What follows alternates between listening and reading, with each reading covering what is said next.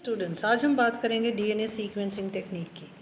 तो ये जो डीएनए सीक्वेंसिंग टेक्निक है, इसका अगर हम इतिहास देखें तो ये जो स्टोरी है ये सबसे पहले वैटसन और किक के साथ में शुरू हुई है, जिन्होंने स्ट्रक्चर बताया था डीएनए का 1953 में। और उसके बाद में रिचर्ड हॉले ने 1964 में परफॉर्म की थी सीक्वेंसिंग टीआरएनए की, जो कि पहला कदम था न्यूक्लिक एसिड सीक्वेंसिंग की तरफ। यूजिंग द टेक्निक ऑफ होले एंड फ्रीजर, उन्होंने सीक्वेंस किया genome bacteriophage MS2 RNA sequencing. जो मॉलिक्यूल्स थे वो RNA थे, लेकिन डीएनए सीक्वेंस अभी भी शुरू नहीं हुआ था। उसके बाद में 1977 में सैंगर ने सबसे पहले पोस्टुलेट किया सीक्वेंसिंग मेथड, उसको नाम दिया चेन टर्मिनेशन मेथड। उसी साल एक केमिकल मेथड भी प्रपोज किया गया डीएनए सीक्वेंसिंग का, जिसको एक्सप्लेन किया मैक्सम और गिलबर्ट ने। और जो जीनोम था बैक्टीरियोफेज X174, उसकी सीक्वेंसिंग की गई थी केमिकल डिग्रेडेशन मेथड से, लेकिन ऑटोमेशन नहीं था, तो इसलिए दोनों ही मेथड्स बहुत ही टाइम कंज्यूमिंग थे, टीडियस थे। दोनों जो मेथड्स थे वो था केमिकल डिग्रेडेशन मेथड और था चेन टर्मिनेशन मेथड, जो कि सैंगर ने प्रपोज किया चेन टर्मिनेशन मेथड, और केमिकल डिग्रेडेशन मैक्सम और गिलबर्ट ने प्रपोज किया था। उसके बाद में पहला semi automated DNA method develop किया गया था लॉरे और स्मिथ ने 1986 में। उसके बाद में 87 में अप्लाइड बायोसिस्टम ने डेवलप किया fully automated machine control DNA sequencing method. उसके डेवलपमेंट हुआ फुल्ली ऑटोमेटेड मशीन्स का एरा ऑफ 2000s। इसलिए जो 2000 का जो टाइम था वो गोल्डन पीरियड था सीक्वेंसिंग प्लेटफॉर्म्स के लिए। उससे पहले 1996 में अप्लाइड बायोसिस्टम ने डेवलप किया था सीक्वेंसिंग प्लेटफॉर्म, जिसको हम कहते हैं कैपिलरी डीएनए सीक्वेंसिंग। उसके बाद में शुरू हुआ ह्यूमन जीनोम प्रोजेक्ट, जो कि कंप्लीट हुआ था कॉम्बिनेशन ऑफ दोनों ही मेथड से 2003 में।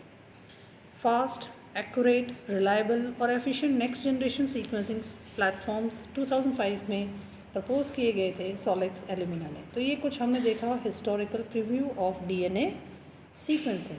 अगर हम इसमें विजुलाइज करें कि हमारा हिस्टोरिकल पाथवे कैसा रहा है डीएनए सीक्वेंसिंग का, तो 1953 में शुरू हुआ था with the discovery of DNA double helix. 1975 में पहला जीनोम बैक्टीरियोफेज का 5X174 की सीक्वेंसिंग की गई थी। 1977 में केमिकल क्लीवेज मेथड हुआ था। उसी साल चेन टर्मिनेशन मेथड भी डेवलप हुआ था, और जीन बैंक स्टार्टेड हुआ था 1982 में। पीसीआर की टेक्निक 1985 में कैरी मिलर्स ने प्रपोज की थी। उसके बाद में शुरू हुआ 87 में ऑटोमेटेड डीएनए सीक्वेंसिंग। उसके बाद में शुरू हुआ कैपिलरी सीक्वेंसर 96 में। ह्यूमन जीनोम प्रोजेक्ट कंप्लीट हुआ 2003 में, और 2005 में first nuclear sequencing where techniques were develop. तो इन नटशेल हम देख सकते हैं एक हिस्टोरिकल रिव्यू। अब ये होता क्या है डीएनए सीक्वेंसिंग?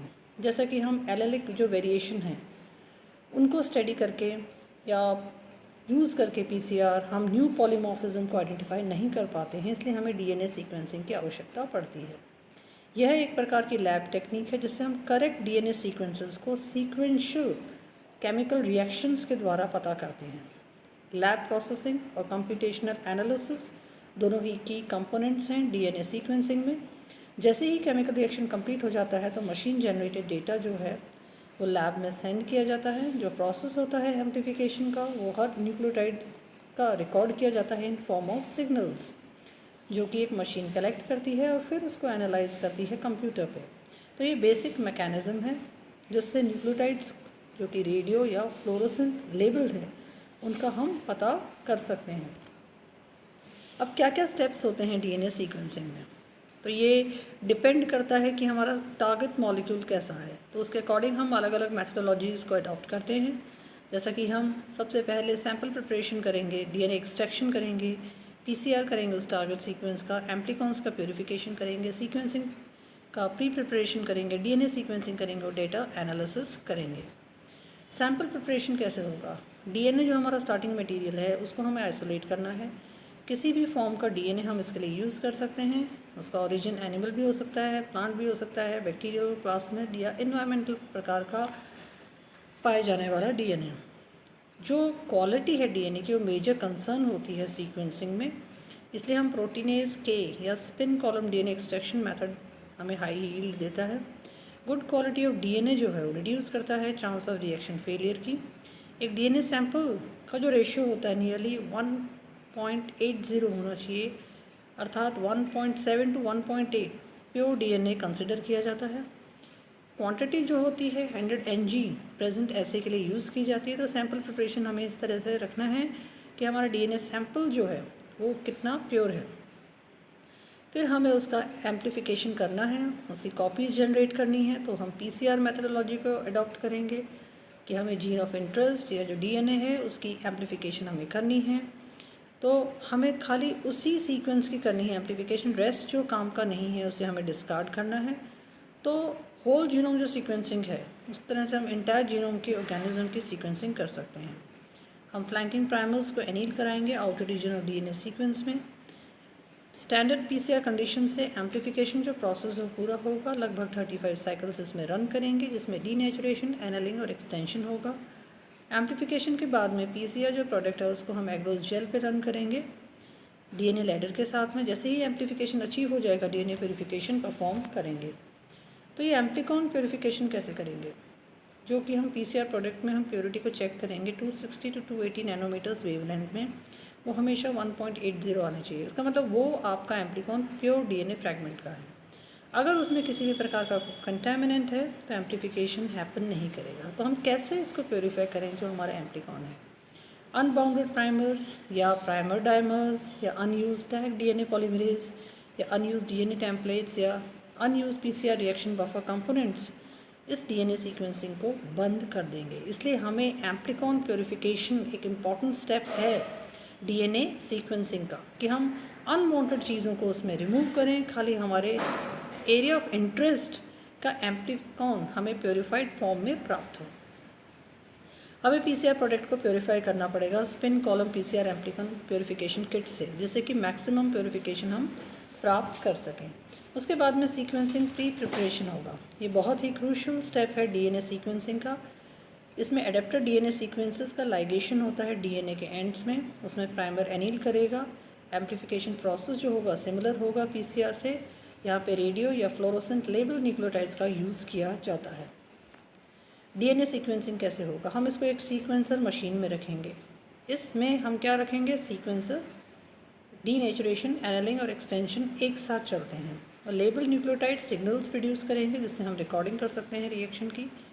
सिग्नल जो एडिशन में होंगे कॉम्प्लीमेंट्री न्यूक्लियोटाइड्स को, उसको हम रिकॉर्ड करेंगे मशीन से और डेटा को हम सेंड करेंगे कंप्यूटर में। डेटा एनालिसिस जब होगा, once the whole DNA is sequence, तो रिजल्ट जो है हम सेव करेंगे यूनिक फाइल फॉर्मेट में। हमारा एक सॉफ्टवेयर होगा जिससे प्रोसेसिंग होगी डेटा की और हम कंपेयर करेंगे अवेलेबल डेटा को। सीक्वेंस डेटा को हम कंपेयर करेंगे अदर अवेलेबल डेटा से सॉफ्टवेयर से कि भाई कोई किसी प्रकार का कोई चेंज तो नहीं है जीन में। अगर हम ब्रीफ ओवरव्यू को एक विजुलाइज करें डायग्रामेटिक एक्सप्लेनेशन से, तो इस प्रकार से डीएनए सीक्वेंसिंग विधि होती है कि हम सबसे पहले सैंपल को प्रिपेयर करते हैं। उसके लिए हम proteinase K DNA extraction method adopt करेंगे। Spin column DNA extraction method, दो मेथड्स हम यूज़ करते हैं। डीएनए एम्प्लीफिकेशन होगा पीसीआर मेथड से, जिसमें हम ऐड करेंगे dNTP, DNA forward primer, reverse primer, Taq DNA polymerase.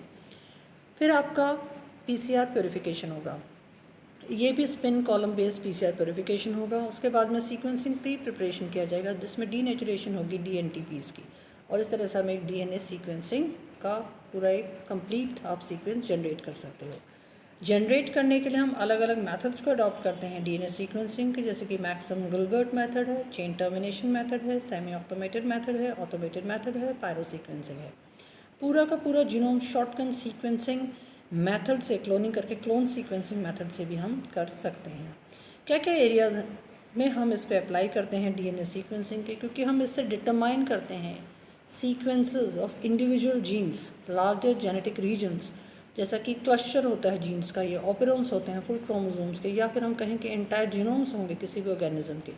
तो डीएनए सीक्वेंसिंग जो है बहुत ही एफिशिएंट वे है टू इनडायरेक्टली सीक्वेंस आरएनए और प्रोटीन। मतलब एक तरह से जब हम डीएनए का सीक्वेंसेस की जांच कर रहे हैं तो हम कहीं ना कहीं इनडायरेक्टली आरएनए या प्रोटीन्स के बारे में, उनकी सीक्वेंसेस के बारे में जानकारी हासिल कर रहे हैं, क्योंकि वो कहाँ से हासिल करेंगे, ओपन रीडिंग फ्रेम से।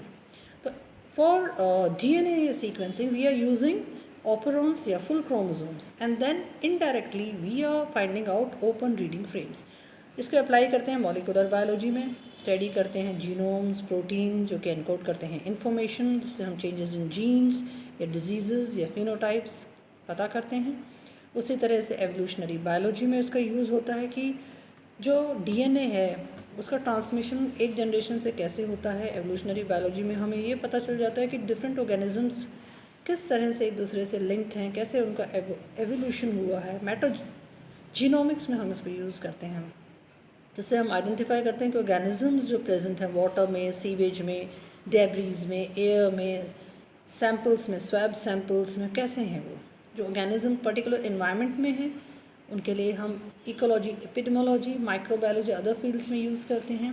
सीक्वेंस जो है रिसर्चर्स डिटरमाइन करते हैं कि किस प्रकार के माइक्रो ऑर्गेनिज्म प्रेजेंट हैं एक माइक्रोबायोम में।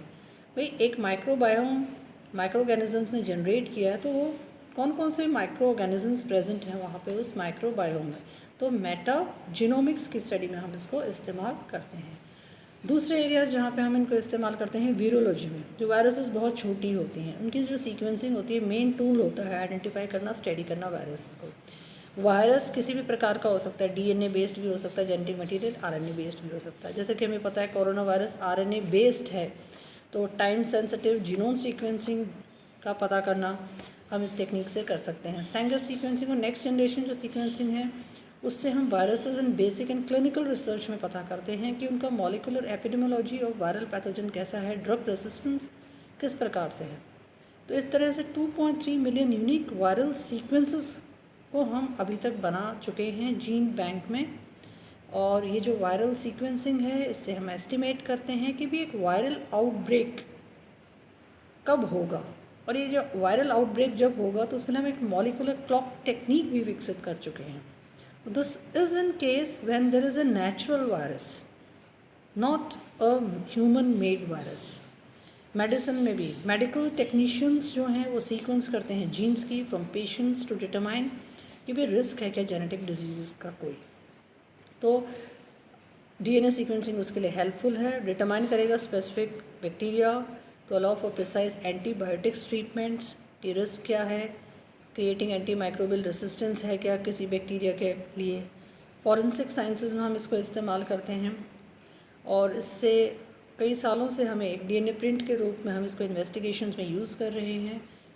तो टेस्टिंग जो डीएनए टेक्निक है इससे specific genomes in DNA strand हमें पता चल जाते हैं जो कि एक इंडिविजुअलाइज पैटर्न के होते हैं। तो इस तरह से हम देखते हैं कि जो ये डीएनए सीक्वेंसिंग जो मेथड है over the years right starting from 80s वो एक तरह की लेटेस्ट बायोटेक्नोलॉजिकल टूल है जिससे हम जीनोम्स के सीक्वेंसेस को ज्ञात कर सकते हैं डीएनए की। I hope you are able to understand it in a better way. Thank you.